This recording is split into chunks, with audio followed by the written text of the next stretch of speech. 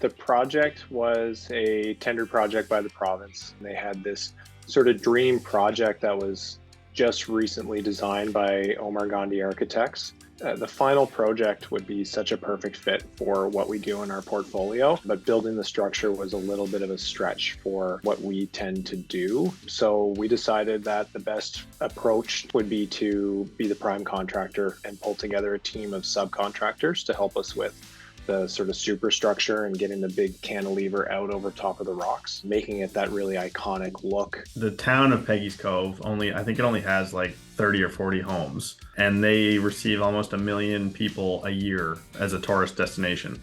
So it's very, very high traffic. It's kind of that iconic traditional place in Nova Scotia that everyone says you have to visit. That's why so much effort and so much process was put into this by the province, is it's such a huge tourist destination.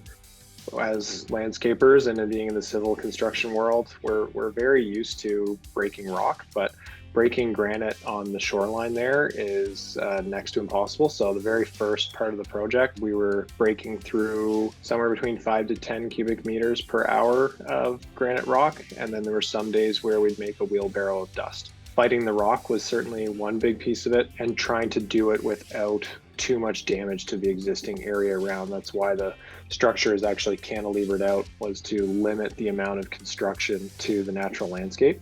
Forming and pouring a concrete superstructure with that much rebar and being a meter thick, and the certain concrete that we had to use provided a major challenge. Given the time of year, the only opportunity to actually pour the superstructure was overnight.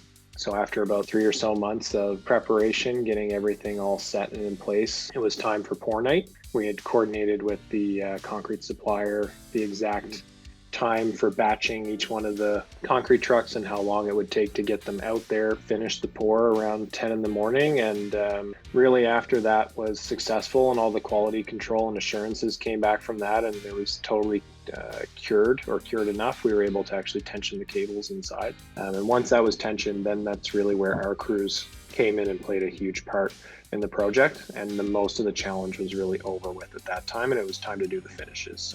My grandfather's last trip out of the hospital before he passed was at Peggy's Cove, which was pretty cool. And otherwise, there's no way he would have been able to get out there, get out on the deck or anything like that. At the end of the day, it's a much more accessible, safe, beautiful place. It's considerably better in all facets, in my opinion, than it was before. It's a build on. It's not, a bad change. It's a considerable improvement on something that was already amazing.